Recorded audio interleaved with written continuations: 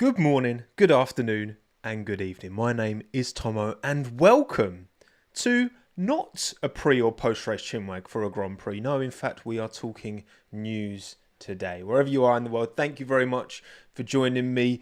Halita, Dude Edits, Dark Moire, NKMC, IBK, Tina, Jerome, Ricardo, Kev, Kane. Thank you all for coming. Thank you all for joining me wherever you are in the world, whether you're live here on YouTube, of course, audio only, Apple Podcasts, Spotify, wherever you choose to consume these little roundups. I haven't done a live stream covering news for a bit, but a lot happened last week.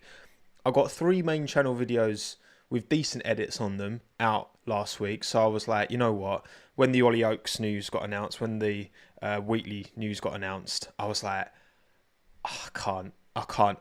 I'll just do a stream on Monday next week. See if Jack Doohan's confirmed, which he hasn't been yet, but time will tell on that one. And here we are. Here we are to talk all about the news. So thank you for joining me live chat. Thank you for guiding me along this stream as you always do. Taking good care of me, you know, keeping me company, all right, as we do this live here on YouTube. Right. Let's start then with the first bit of news. Well, I say first, in no particular order. The order I want to talk about things is a certain Mr. Ollie Oaks is joining Alpine, replacing the outgoing Bruno Faman. A lot of change going on at that team. Are they preparing the team to sell? Perhaps. Obviously, Briatore's come in and made some decisions which seem to indicate a team that's wanting to, obviously breaking away from the engine division, becoming a customer team. Seems to build it out more as a customer. The rumours around an Andretti buyout will continue to swirl unless Andretti can find themselves a way in, which obviously F1 have said they're open to maybe once Cadillac can bring their own engine from day dot. What, remember when Andretti were thinking about coming in and they were going to take on Alpine engines? Well, that is no longer the case, is it? And the Alpine engine division seems to be shutting down. I've not heard any progress on that. There was a few LinkedIn posts from ex-Viry staff that were quite scathing of what's going on over there in Viry-Châtillon. But never mind. Ollie Oaks has come in from High Tech, who are absolutely slapping it this year, by the way, in Formula 2. Paul Aaron's been doing bits in his High Tech anyway. And look, this is another new team principal who's coming in without any previous F1 TP experience. It's only going to be Vasseur, Wolf and Horner now on the grid from 2026 anyway, because there's a certain Mr. Simon Wheatley we've got to talk about. But even in their current phase, you know, Aluni Bravi didn't have any, even though he's not the team principal, he's team representative. Anyway, whether he stays in that position, we do not know. But there's a lot of new blood coming in to these TP roles, which is good to see, because I think someone like Ollie Oaks, you know, he's got a very good CV at High Tech. He's done a lot of good work with that team. Has worked with a lot of young drivers.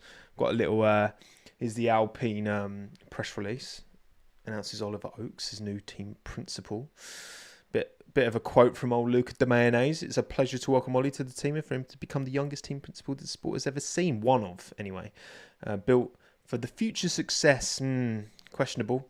Highlighted by Ollie's appointment in the senior role. And again, look, is this building the team up to a place where it can function as this asset that isn't tied to its own engine manufacturer? Brings in Ollie Oaks, who's young. He can change things up, because whatever they've been doing in Enstone for a long time now just clearly hasn't worked. And perhaps that is the fault of the engine above all else. But maybe it's not. Maybe you know, it's hard because no one else uses Renault engines. It's hard to know for sure how much of this is a bad engine and how much of it is a great chassis. You know, is it a great chassis making up for a bad engine? Because if they are, you know, so many horsepower down and they're not at the back, then that indicates maybe they are doing something right on a chassis front anyway. You don't want to throw the baby out with the bathwater. Is that the term? I'm sure that's the term, isn't it? Flavio, I'm delighted that we have been able to recruit Ollie Oaks for our Formula 1 project. Ollie is highly talented with great record of leadership and success in racing. His move to this role is a great example of the strength oh my God, I can't do it in one. Belief and we have in the team and by young upcoming people, and I'm excited to work closely with him with a joint focus on moving up the grid and winning races, which of course, you know, Alpine love a plan, don't they? They love a multi-day plan, multi-month plan, multi-year plan. We'll see. I'm extremely grateful to Luca De Man and Flavio Briatore for this opportunity to lead BWT Formula One team back to competitiveness. The team has talented people and excellent resources, blah, blah, blah. I look forward to getting started after the summer break, right? So he's coming in imminently. Imminently is Ollie. He's leaving High Tech behind. Hopefully they'll continue to cook with Paul Aaron. He's going to be a big miss to High Tech. But of course, this is, as much as he has TP'd and, you know, director at High Tech, F1's a different ball game entirely, right? Different ball game entirely. Multi-21 plan. So yeah, we'll see. Look, we'll see how this potentially. Well, look, there's no confirmation on that second seat, but it does feel like, doesn't it? It does seem to indicate that alongside Pierre Gasly next year will be Jack Doohan, and it's close. It sounds like it's close. It seems like it's close. I say that because Autosport. Well, this was from 5 days ago. July 31st.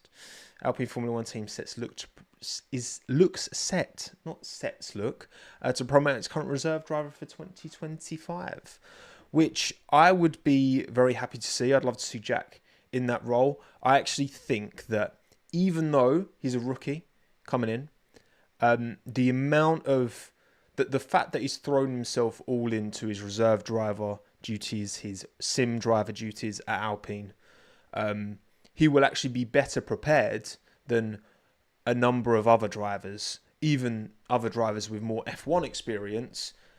Jack has a lot of Alpine experience. And who knows, right? I know Esteban Ocon mentioned that, you know, he was talking to other teams as early as the end of last season.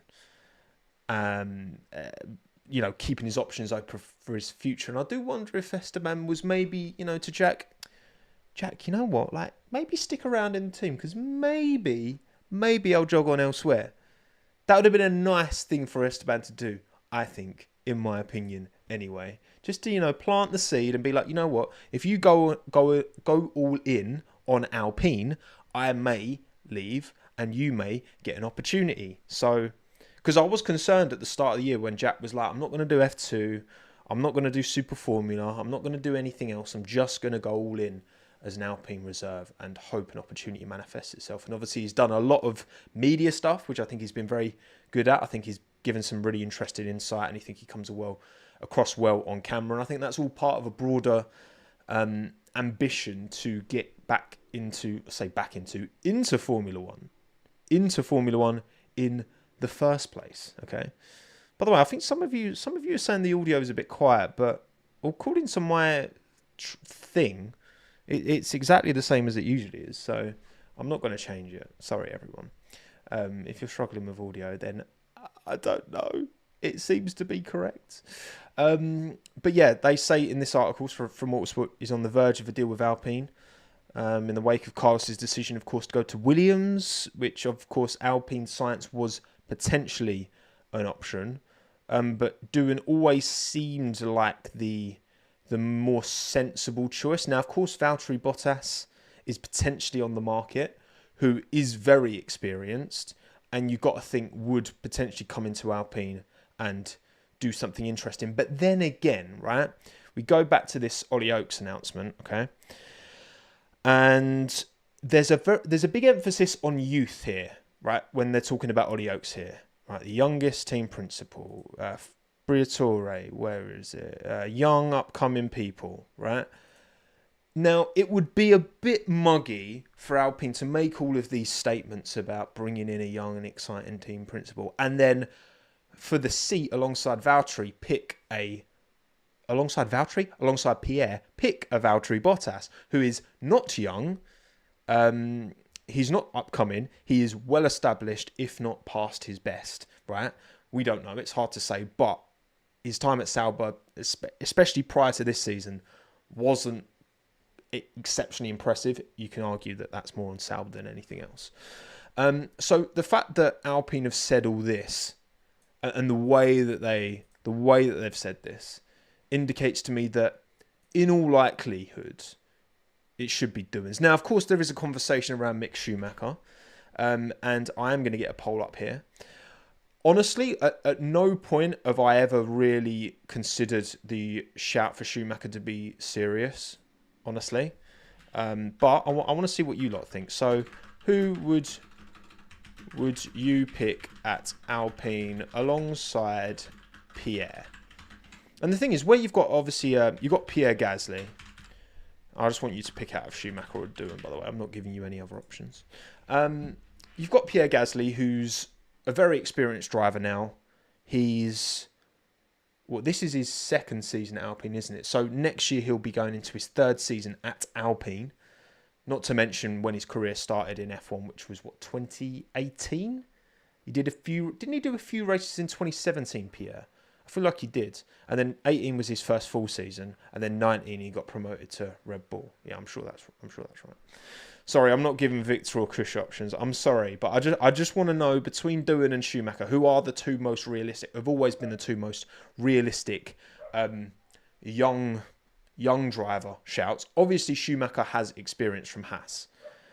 2 full seasons. The first season very tricky, obviously, alongside Mazepin. A much more established teammate in Kevin Magnussen. His second season really did struggle, had a lot of crashes. Had his moments. I remember there was Austria and Silverstone in his second year. That was 2 really good races back-to-back for him. But then, obviously, when you look at what Hülkenberg's done relative to Magnussen, and you look at what Magnussen did relative to Schumacher, for me, it's very hard to look at Schumacher with any degree of, oh, he's that guy. He can be exciting. I think that Doohan hasn't had his opportunity. Maybe Doohan will do no better than Mick. Maybe he's not as good as Mick. Maybe he's about equal to Mick. I think, my belief is I think Doohan's got more to give. I think in that last F2 season he had a cracked chassis at the start of the year, which seems to line up when he got that changed. The last 2/3 of that season, he outscored everyone. He outscored Porsche, outscored Vesti. When he got that problem sorted, it seemingly coincided with a big change in, big uptick in form. And he really did. His second season in F2 was fantastic, if it wasn't just for that difficult start to the year, which again, maybe can be attributed to a cracked chassis. So I think, obviously, Schumacher is part of Alpine. He's doing WEC stuff at the moment. So he's somewhat involved within that team. There's certainly a crossover, isn't there, between Alpine and Mercedes, even though they don't run Mercedes engines. Toto's been managing Ocon for, I still think he does, like with Gwen Legru, I think. I'm still not 100% sure. I think he's still managed by Toto and Mercedes, is Esteban.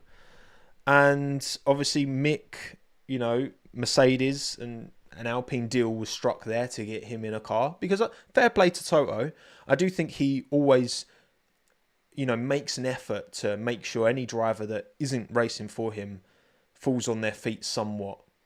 I'm sure there's examples against that, right? I'm not really too sure what Fred Vest is doing. I think he's more just a reserve at the moment. But obviously Schumacher's been doing Alpine stuff. Bottas, obviously, Toto helped facilitate that move. How involved he was, to be fair, I'm not too sure.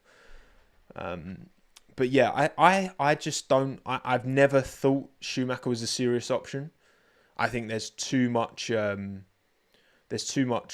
baggage there in terms of what happened during his time at Haas. Now, again, you can criticise Gunter all you like. We don't know. We just don't. We don't know how much of that was, Gunter being a bad manager. And look, I've been a long time a critique of Gunter Steiner. Let's be honest. I'm not surprised their fortunes have turned around since he left. So let's not. I'm certainly not fully backing Gunter 100%. However, alongside Magnussen in that same environment, it was a bit sink or swim. And I feel like Doohan's the more exciting prospect, especially because of how engrossed he is in that Alpine team. And you've got to say, if they do give it to Jack, then they must surely have enough data from all of the FP1s, all of the old car testing that he's done, all of the sim testing they've done. They've got enough data to compare Jack to Pierre, to Esteban, to Mick to an extent as well, and make a decision on merit. And I think Doohan, Pierre would be would be a lovely little combination, in my opinion. 70% of you, 440 who voted, would pick Doohan. 71%, I'm back to 70, would pick Doohan. 29/30% of you would pick Schumacher. And again, it's all of these comparisons, you know, if you rate Hülkenberg really highly, if you rate Magnussen really highly, if you rate Schumacher really highly, you know, these guys have all raced relative to one another in a Haas and demonstrated very different levels. And it's how much do you read into that? How much do you read into the potential at a team like Alpine? The thing is, Alpine are going through a very difficult time at the moment, but Ollie Oakes has come in, fresh new blood. Pierre Gasly, he's re-signed. We know he's got a lot to show. We saw it in 21. He had an incredible season in 21, did Pierre. And it almost feels like bringing in Jack Doohan, someone with no prior F1 experience, but very involved with the personnel at that team. Has done a lot of, again, old car running. Maybe that's the fresh perspective that Alpine need to try out here. Maybe that is the fresh perspective that Alpine needs to try. Mick did beat Kevin 13 races to 8. I mean, I don't have the stats, but I mean, there is no question that Kevin was the more impressive driver during their time as teammates. I'm not sure what those stats are exactly referring to. Is that qualifying? But either way, Magnussen demonstrated a lot more than Mick, from my memory, absolutely, during their time as teammates. But, you know, I think Mick's, it just depends. You know, he won F2. You know, you don't win F2 if you're a muppet. So he's obviously got potential. He's obviously got ability there. It's just whether do Alpine, is that what they need? And I think if they want someone young and exciting and fresh, again, looking at all their statements around Ollie Oakes, and they're really bigging that part up, then Doohan is the most prepared a rookie could possibly be to go in because of his experience at that team specifically. But yeah, 70% of you think Doohan's the right shout. Thank you, Ethan, for the super chat. Mick is actually establishing himself in WEC much better than F1 when the car's turbos don't blow. I just can't see him with a ceiling if he was picked. Yeah, look, and again, there's more to, there's plenty of opportunities outside of Formula One. You never know, maybe a Nick de Vries can always find your way back in. Obviously, that didn't go well for Nick, but there are other drivers who have been out and been able to get back in. If Mick can establish a strong career outside of Formula One, Mick's got he's got a big following, he's got a big brand. Obviously, the name will help open doors. It will help more than it will hinder, for sure. So I wish him all the best. I think WEC's in a really, it's in a very healthy place at the moment, the World Endurance Championship. So you've got a lot of manufacturers coming in. Alpine haven't been great, but they've only just recently come back into it. So I think give it time. Maybe if they ditch the Mecha Chrome engines, but I don't know how realistic that is. Yeah, it's just as long as you can keep racing and keep that connection with Toto, there's always a chance down the line. And again, Doohan's, put himself in for an opportunity, and it looks like he's going to take it. But I'd love to. I'd be very happy to see Jack. I think he's a very sound kid. I think he's got a lot of potential. And will we get bald Doohan, or will we get luscious locks Doohan? That's the question. What Doohan does he want to bring to F1? Because he loves going from like a buzz cut, like I used to have when I was at uni, to this wonderful mane. But there you go. So that's enough about Alpine anyway. Good luck to them. Either take the team seriously or sell it to someone else, I beg. But then what about the title of this video? Was Jos Verstappen right? Are Red Bull falling apart? Because another one bites the dust. Jonathan Wheatley will be joining Audi, won't he? He will be off. Now, Wheatley's going to do the rest of this season at Red Bull.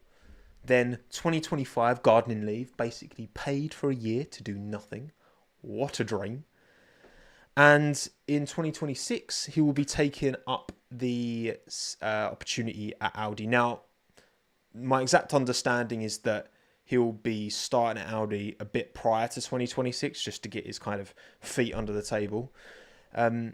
But we did talk about this, right? When it was announced that Mattia Binotto would be joining Audi as Chief Technical Officer and Chief Operating Officer, that very much left the door open for who's going to head up the race team? Who's going to be that team principal who, knows how to put together a well-oiled racing team, how to manage drivers, right? How to deal with all of that stuff, while Mattia Binotto can cook on the back end, make sure the engine, which of course Audi are doing their own engine, make sure that's going in a good direction. I think he should be involved in that engine build exactly that's going on in Germany, but also developing that car, because that is where Mattia's strength lies.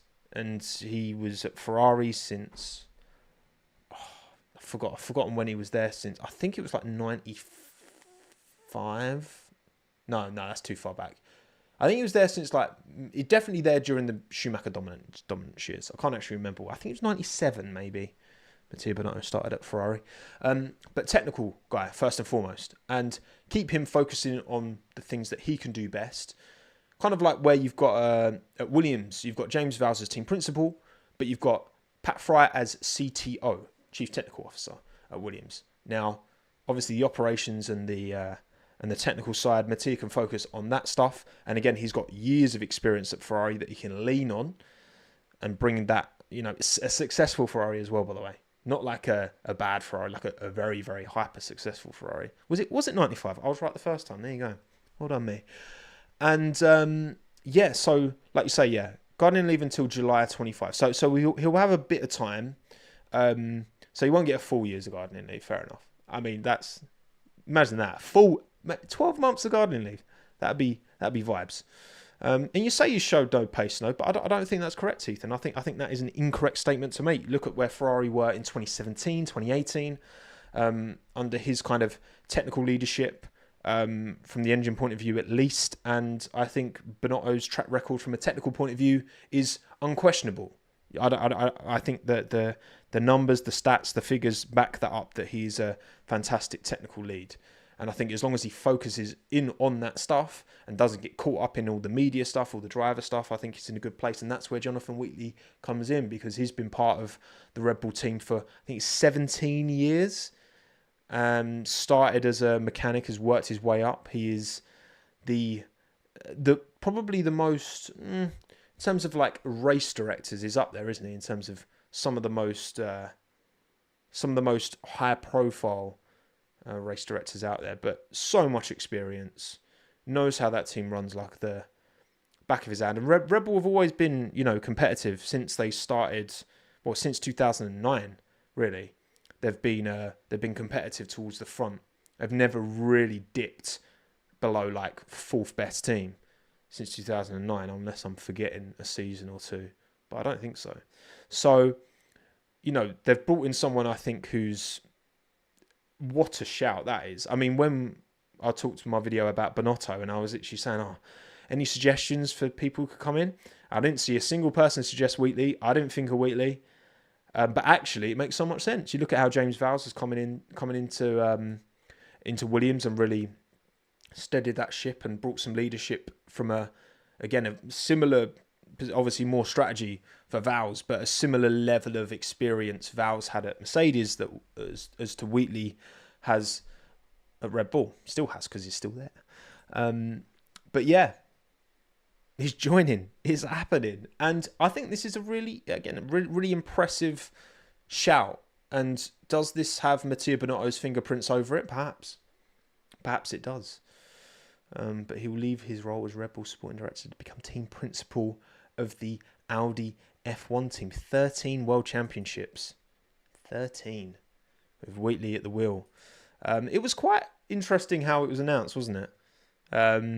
Red Bull kind of announced it before Audi announced that he was going to be their new team principal, which, petty, maybe that was somewhat petty.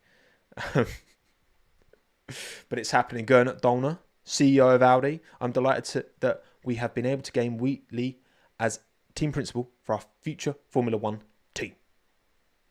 The words of Gernot Dollner, who's taken a more, he only joined Audi as CEO fairly recently, but he seems to be taking a more hands-on approach with this project. Obviously, Hoffman's out the door, and Dolner's kind of stepping up. And I think Audi need to take this seriously, otherwise what's the point in doing it? And if anyone knows how to be successful in modern F1 and how to set up a team for success and achieve success and do what they can over various regulations, whether it was during the Sebastian Vettel era, whether it's now during the Max Verstappen era, it's this man right here, Jonathan Wheatley, surely. So, you know what? I think Audi have been rightfully on the receiving end of a good chunk of slander as of late. But I think this is a very, very clever, very smart decision from Audi. So, look, I'd love to be able to talk about Sauber in a more glowing light. Perhaps next year, probably not. Mattia, I don't think much is going to change in the short term. Compared to where they are now. They're not going to turn things around suddenly. All focus is going to be on 2026, especially for the teams towards the back who don't have a huge amount to fight for, because as you can see from the team standings as we stand today, Sauber are the only team to score nil points. They've been very much punished by this scoring system that we have, which isn't the only scoring system we could have. Maybe watch my IndyCar point scoring system on the channel, my last video, if you're interested to see what the F1 Championship would look like with an IndyCar point system. Kind of different. But either way, no points for Sauber so far this year. It's been a very, very, very difficult season. Bottas sits absolutely stone dead last, which is deeply unfair. Should have got a point in China, I reckon. But his car broke down. And, well, unfortunately, that is on the team more than it is the driver, for sure. So, yeah, Wheatley to Audi. Good move, smart move. Thing is, what does it say now about Red Bull? Because for a team that's leading the Constructors' standings and leading the Drivers' Championship, there is so much negative press around Red Bull right now, isn't there? And, I mean, it writes itself. That's the thing. Right? It's not a matter of nitpicking and looking for things to dig out Red Bull on.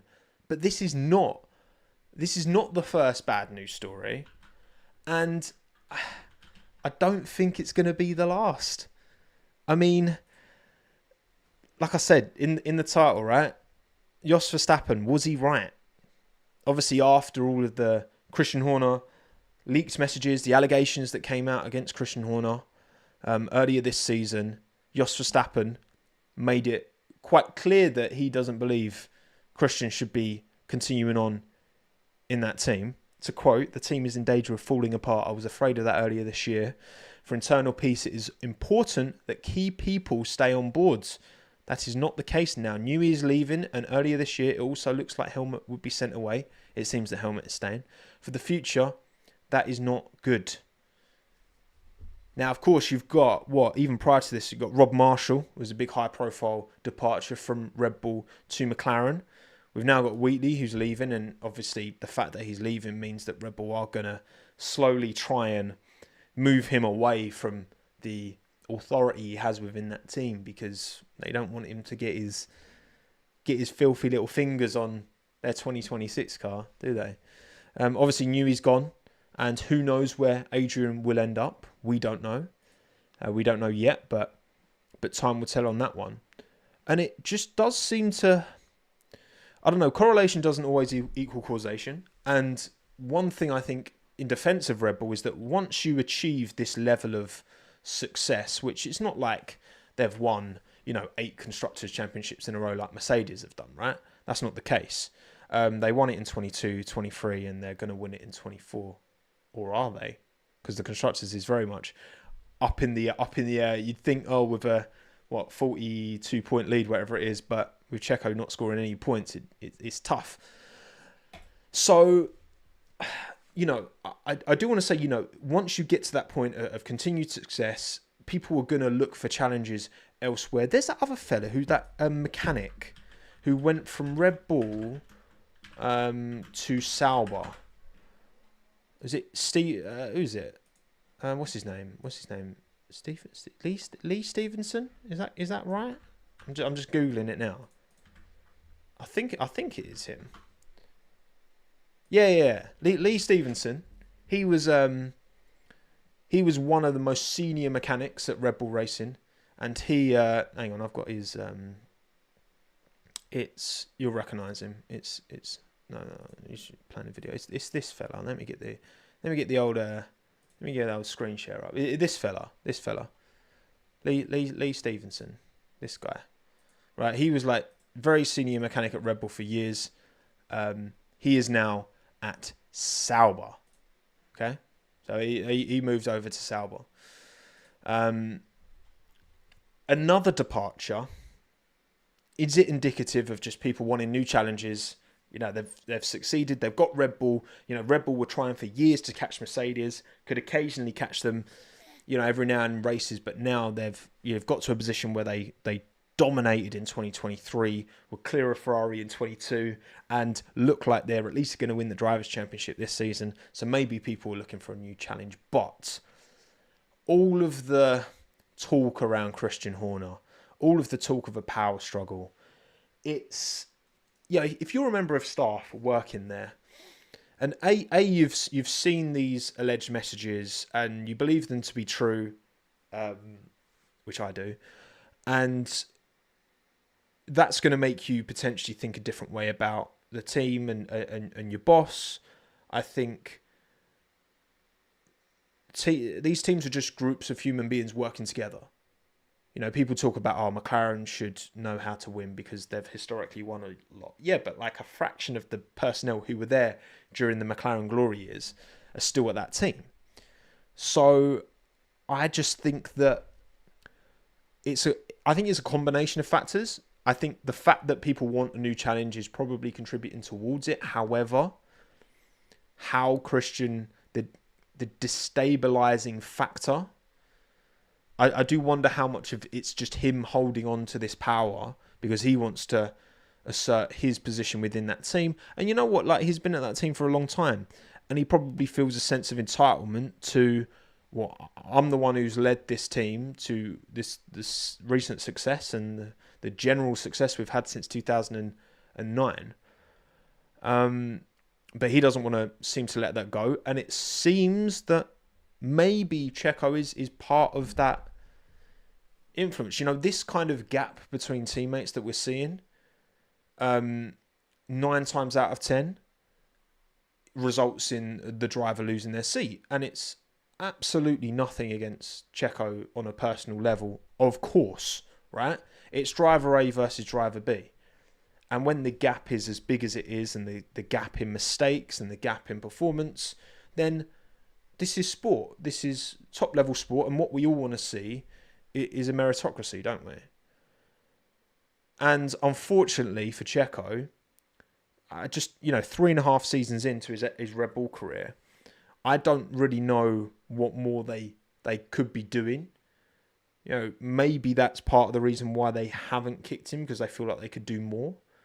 What more could they do? Could they roll him back to an older spec just to get him to the end of the year and just to try and get this Constructors' Championship secured? Because if they can get Checo's money, right, that he brings in, which we know he brings in, he's got like a documentary with Disney that's, I think, just dropped or just about to drop as well. The commercial argument for Checo has been long explained, so I don't need to go over that. But if they can get all that sponsor money from Checo and get the constructors' money on top of that as well, of course, ideal, right? Plus, again, it's not just that Checo brings sponsors to that team, it's that Checo helps shift Red Bull product in a very lucrative market for Red Bull. So this is broader than, this is bigger than just a lot of times a pay driver will just benefit the team because they can bring sponsors to that team.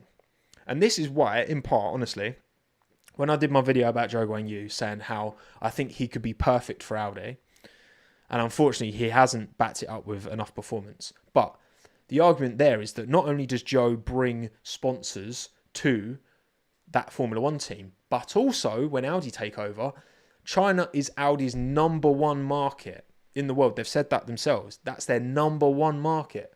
So having Zhou Guanyu in that Formula One team also should help shift Audi cars in China, With Checo, you not only bring Claro, Telcel, Telmex, all of these sponsors, KitKat, to the Formula One team, but you also shift a lot more Red Bull products in Mexico and in the Americas, which is a huge market. And that's the position of strength that Checo finds himself in. He's also aligned fully with Christian. When all the allegations were out against Christian, Checo very much put his full support behind Horner. He knows what side his bread is buttered. So, Mr. Hoppy, thank you for the super chat. Red Bull have 0 to lose by replacing Perez with Ricciardo. I do not agree, and I'll explain why. Ricciardo prefers a pointier car anyway. From a developmental perspective, it makes more sense. So I don't agree that they have 0 to lose. Do I agree? I think Daniel would do a better job than Checo. I do. I think he would do a better job. I don't know that. I think he would do a better job than Checo. Because historically, he's been able to run a high rake Red Bull and drive it quickly. They have historical data on Ricciardo. I think Red Bull have a more educated opinion on Daniel Ricciardo as to whether he would do well in that Red Bull than anyone else. And perhaps the fact that he's not in that car is indicative of he wouldn't do well. But I feel like he would step into that car and do well. But in reality, if they drop Checo, Red Bull definitely have something to lose by dropping Checo. 100%. Now, do I buy all the Liberty media are telling Red Bull not to drop him because they won't sell tickets to the Mexico Grand Prix? I don't believe that to be true.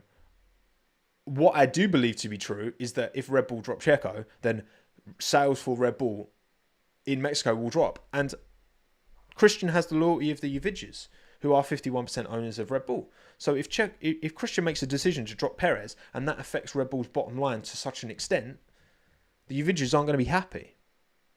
You can't have it all ways. You know, there's pros and cons. From a pure sport merit point of view, I believe Daniel Ricciardo would do a better job in that car than Checo Perez. But that is not all that is at play. And the bigger F1 gets, and the more of a...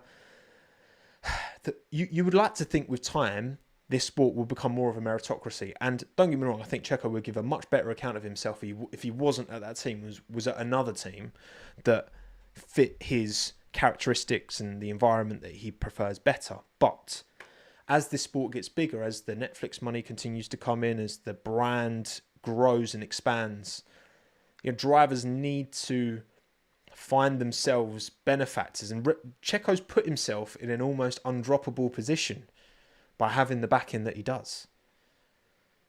Even though that didn't stop Lawrence Stroll and Aston Martin from dropping him before he even got a chance to turn the wheel in their car. And look, again, I think as well, I think a point here that is worth making. Do I think that Yuki Tsunoda has done the most to merit the Red Bull seat? Yes. But does that actually matter to Red Bull? What matters to Red Bull, even if you're looking at a purely sporting point of view, is who's going to do the best in that Red Bull. Now, we know that Red Bull's a difficult car to drive, a difficult car to get on top of. Gasly wasn't just beaten by Max. He was beaten by loads of other people as well in that Red Bull. Albon wasn't just beaten by Max. He was beaten by loads of other people as well. Perez isn't just getting beaten by Max. He's getting beaten by loads of other people as well. If it was just they're always finishing second to Max and Max is a mile up the road, but they're always just there, right? And they're still beating the Ferraris, beating the McLarens, beating the Mercedes, this wouldn't be an issue. The problem is that these second drivers at Red Bull can't even get consistent podiums. They're getting beaten by loads of other drivers at loads of other teams. And you look at how Piastri's come in and McLaren have done well. You look at how, even George coming in at Mercedes or Sainz coming in at Ferrari, and they've all kind of got on top of those cars pretty quickly. What's important to Red Bull is not just chucking the driver in who deserves it the most, because that would be Yuki. But the correlation is not always there. It's like when Gasly went to Red Bull and was getting beaten, not just by Max, but by loads of other people as well, goes to Toro Rosso, which is an objectively a significantly worse car, later on that season, in that 2019 season, and gets his P2 in Brazil, and does a fantastic job in that Toro Rosso. Daniel Ricciardo going from Renault to McLaren. that he did a much better job in Renault and was much more comfortable in that Renault than he ever was in that McLaren. So just because you deserve it doesn't necessarily mean that Yuki's going to do the best job in that Red Bull.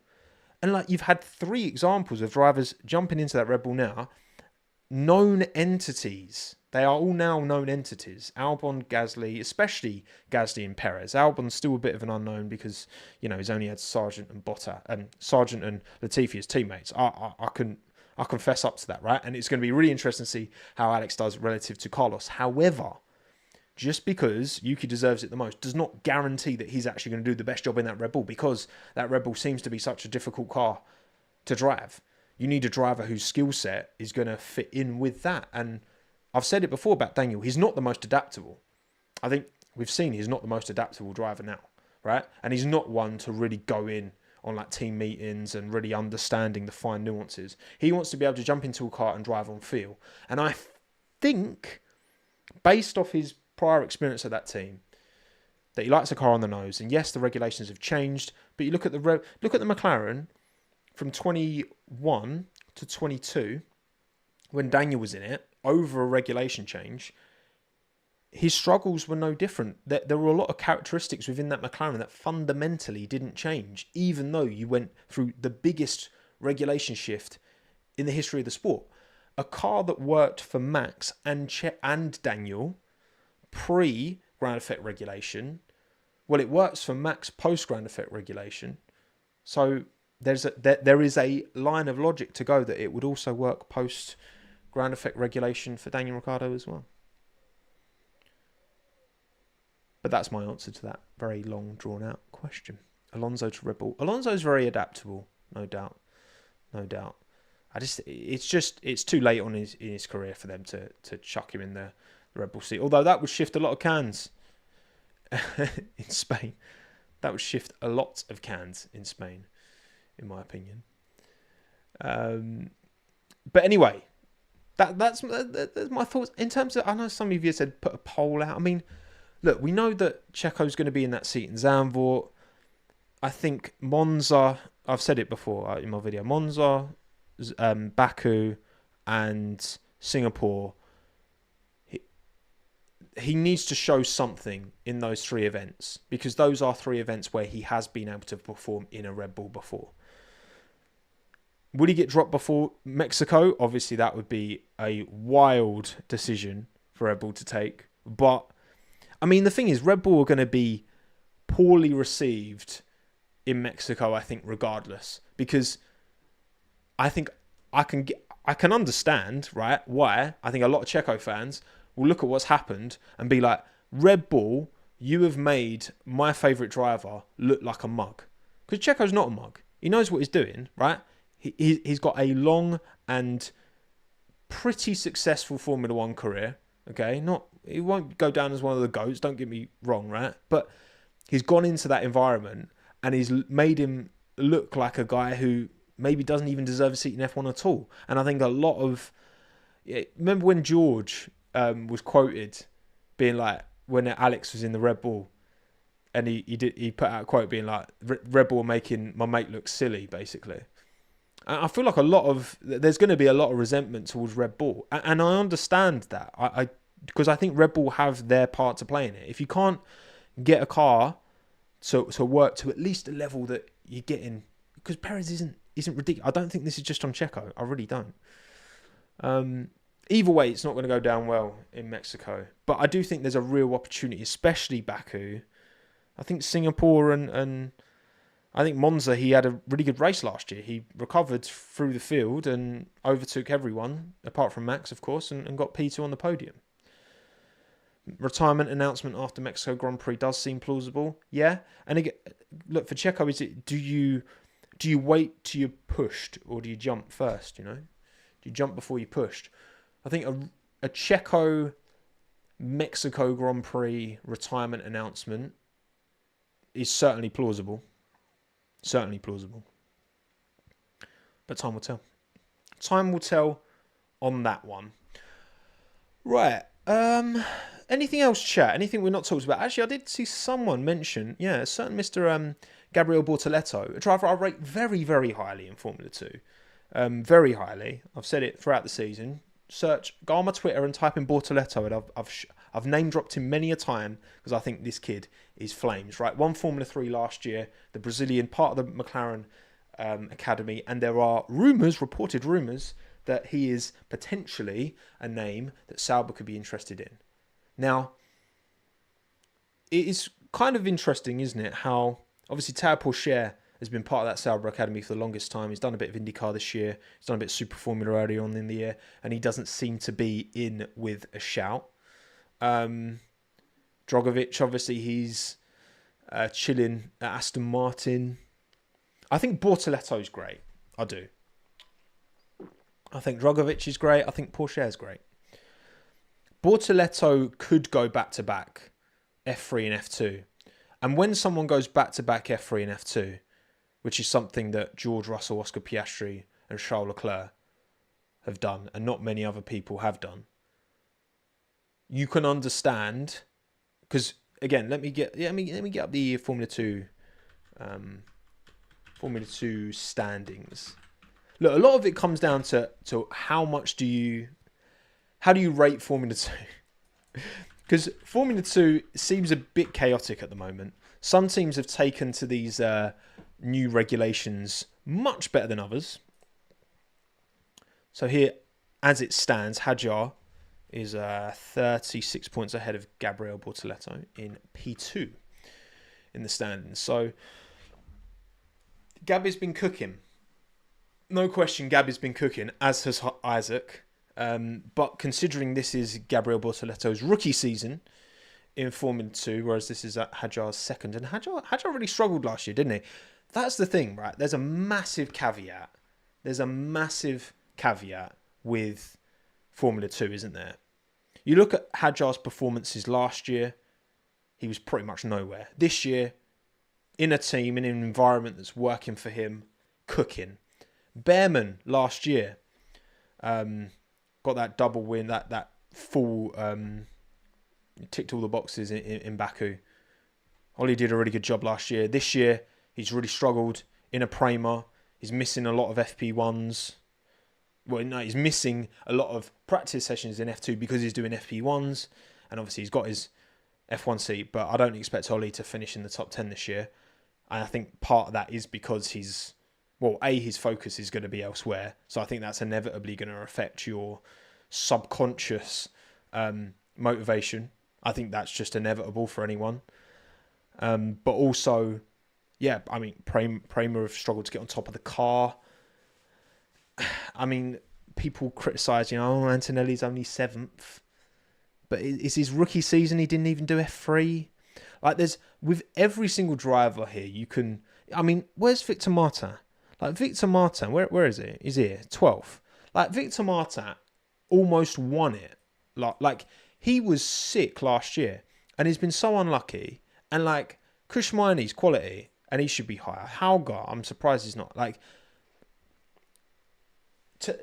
I think it's very easy to look at F2 as a very binary thing and be like, oh, this driver did well, so they're great and they're better than everyone else.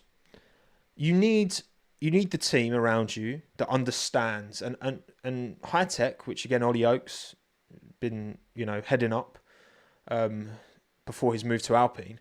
They've given Paul Aaron a car that can do bits, and they've given Cordeal a car that he can get 29 points in, which is quite impressive.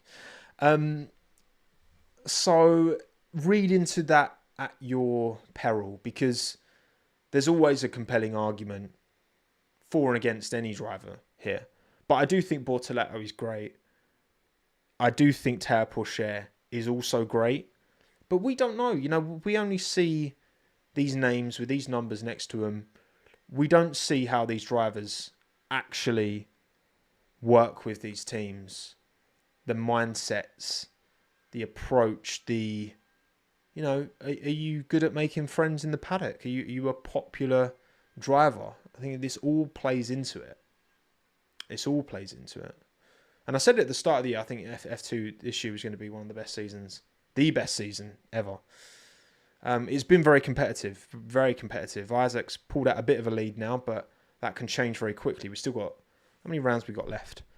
Where's the little, we've got Monza, Baku, Qatar, and Abu Dhabi. You can't see it because I'm in the way. So look,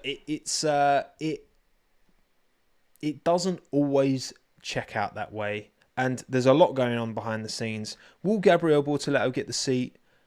Maybe.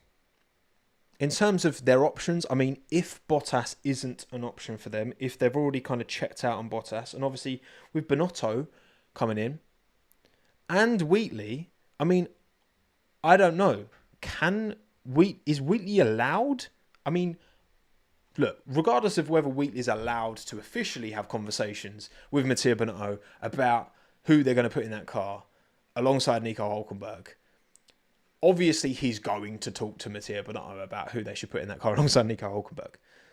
So will Wheatley and Binotto have a differing opinion on Bottas and whether Bottas should stay? Because it did feel at one point Bottas was long gone, and now all of a sudden he seems to be pole position for that seat.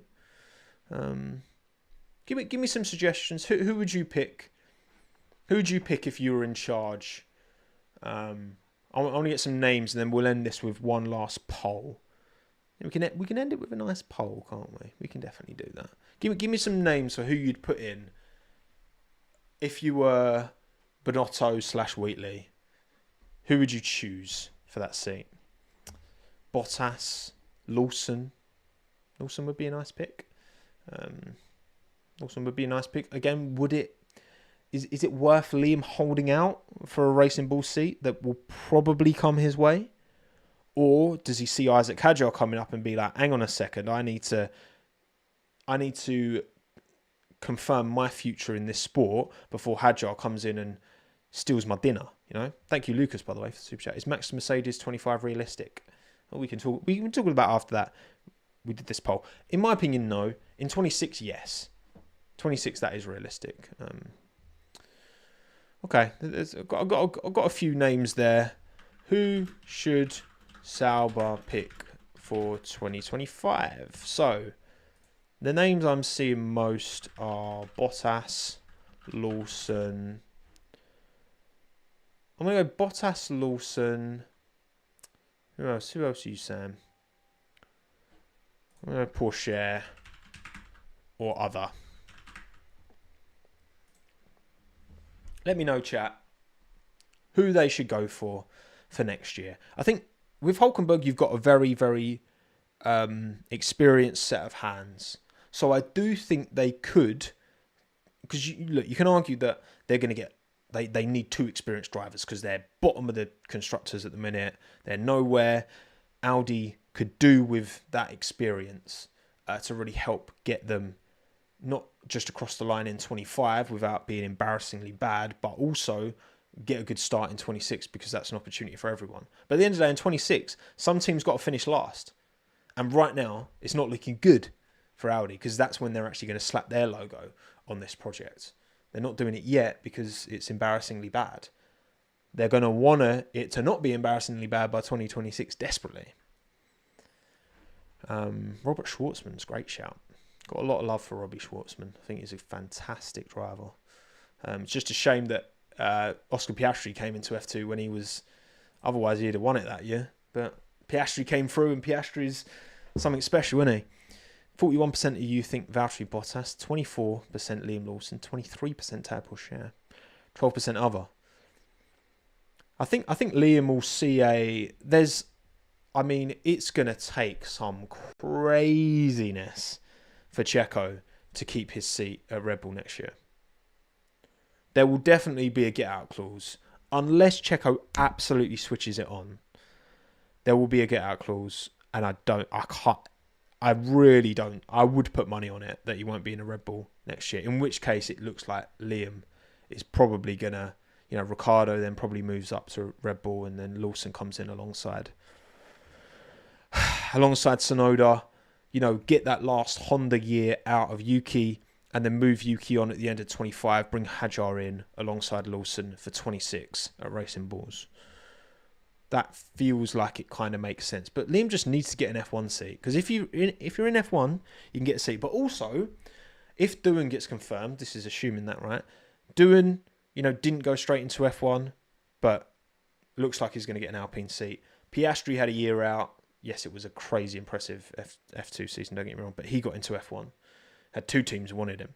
Probably more. Well, Red Bull wanted him. We know Christian Horner said he wished he signed up Oscar Piastri sooner. So it's not the end of the world if you can't get straight into F1, and then maybe Hadjar takes over Lawson's responsibilities as top test driver, top sim driver, blah blah blah, all that good stuff. But then Lindblad's good. Lindblad's definitely good. Again, we've seen him be quite inconsistent this year in Formula 3, but they definitely seem to back him. And they've got, Tramnitz as well. They've got a few drivers in Formula 3 have Red Bull. But yeah, time will tell. So yeah, 45% if you think Bottas, 23 Lawson, 23 Porsche, 10% other for that Sauber seat. Interesting. Yeah, I guess finally, yeah, Max to Mercedes. I think... Obviously, this Wheatley news makes the idea of Max Verstappen going to Mercedes more realistic than ever. Because look, again, I've got the quote here from Jos Verstappen. Where is it? Yeah, for internal peace, it is important that key people stay on board. Now, Jonathan Wheatley is one of the most key people. There is no doubt Red Bull can try as they might to downplay the significance of this, but it's a huge deal, right, that Jonathan Wheatley is leaving. So, and Max, I believe Max has said something similar to the same kind of tone, as if we'll be fine as long as the main people stay where they are. And I think maybe he was talking a bit more about Helmut Marko. But yeah, Wheatley going is not gonna. Max isn't gonna think positively about that. Of course, he's not. And we know, Jos is a big part of Max's career. Jos is around a lot and is significant influence. We know Jos definitely wants either Horner out or Max to go elsewhere. And you know what? I'm glad that Max isn't just bowing to the will of his dad, right? He's a multiple-time world champion. He can make his own decisions. But of course, Jos is entitled to his opinion. And I think Jos's opinion is very valid. So, will Max stay? I think he will next year. But a 2026 seat elsewhere is interesting. Then it comes into the whole Antonelli, Russell, Verstappen debacle argument. And look, the way I see it, and this is based off what Toto has said in the past and how difficult he found the Rosberg-Hamilton relationship to manage, how much he loved the Bottas-Hamilton relationship, how he didn't really have an option. He had to promote George ahead of Valtteri. Otherwise, he was going to almost certainly lose him. Because Russell said, he was entertaining things elsewhere. If he was going to have to spend more than 3 years at Williams, I think Russell probably would have tried to orchestrate a move outside of Mercedes. And I'd understand that, right? I think Toto... Well, I think the expectation was Lewis was going to win that championship in 21 and then retire, and George can come in and replace Lewis, and then Russell would establish himself over Valtteri, and they'd have another Dream 1-2. I think that's kind of the pretense that signing George for Mercedes was going into. Instead, what happened is Hamilton stayed because he didn't win 21, and that's my opinion, and maybe he wouldn't have retired, but I believe he would have. And then all of a sudden you've got these two kind of number ones because Russell's got right up there and is fighting with Lewis, and he's out-qualifying him most of the time, and maybe doesn't have the race pace on Lewis and isn't the complete driver that Lewis is, but he's very close very quickly. And now all of a sudden Toto, he's flirting heavy with Max, but he's also... Part of the reason Lewis perhaps left is because Toto didn't want to give him a super long contract because he was thinking about Kimi Antonelli. And now that Max is a realistic option for Mercedes, where does that leave George? Where does that leave Kimi? Because the boss wants... Look, I've said this before and I'll say it again. I don't believe... If Toto really believed George Russell is the guy, is our Michael Schumacher, is our Lewis Hamilton, is our Sebastian Vettel, right? If George Russell can be one of the greatest of all time, why would you try and sign Max alongside George? Look at the history. It doesn't work. 2 number ones at a top team, especially how competitive F1 is at the moment, doesn't work.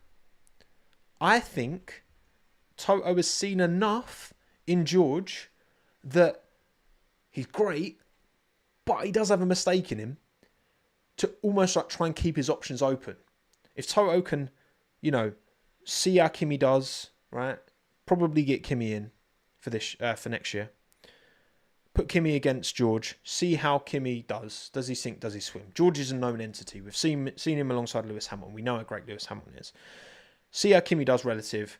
Keep knocking on that door to Max for 26, and then make a call. But I mean, George doesn't have a deal beyond the end of next year, I believe. Russell is great, but he's not. And that's the thing. I think there must be, in my mind, in my opinion, there must be some doubt as to whether George can be that guy in Toto Wolff's mind. Otherwise, because if there was no doubt, if Toto genuinely believed that George is at least as good as Max Verstappen, if not better, why would you want to bring in a character like Max Verstappen, who you know is not going to settle for anything other than number one driver? You're just inviting instability into that team. Now, I think George is fantastic. I really do. And I think he's still got these problems, but I think drives like in Austria, I know he inherited the win, but he didn't put a foot wrong. In Spa, he made a great call. Yes, obviously it didn't turn out right in the end, but that's more on the team than him, not giving him the hardware to be able to pull off that strategy. Kimi looks like he could be him. He's an Oscar Piastri level of impressiveness in his junior career. Time will tell. Will George sink or swim?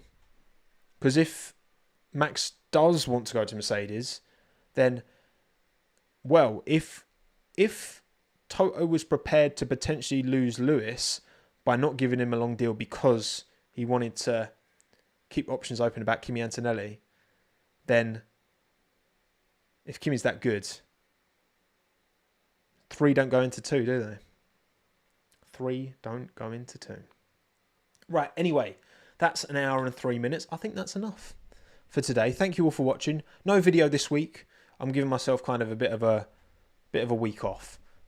Still just doing a little, just background stuff, emails and graphics, preparing for the remainder of the season. So, thank you all for joining me wherever you are in the world. Drew, Jack, Jaded, Jay, James, Patrick, Mohammed, Tommy, Rick, Halita, Kane. Thank you all for watching live on YouTube or after the fact, of course, on YouTube. Thank you for listening as well, all you audio-only people, right?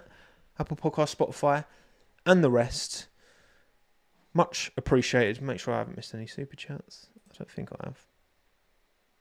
Don't think I have. Harry Holden joined Friends of Tomo. Thank you, Harry, for joining Friends of Tomo. Much appreciated. Thank you, Burko, for gifting a membership as well. And thank you, Emmanuel, as well. 2025 will be wild. Yes, it will. And I'll be here talking about it on the Tommo YouTube channel. Don't get me wrong, right? I will be here no matter what. Thank you all for watching. My name's Tommo. Thanks again. Have a good one. Ta-da. Bye-bye.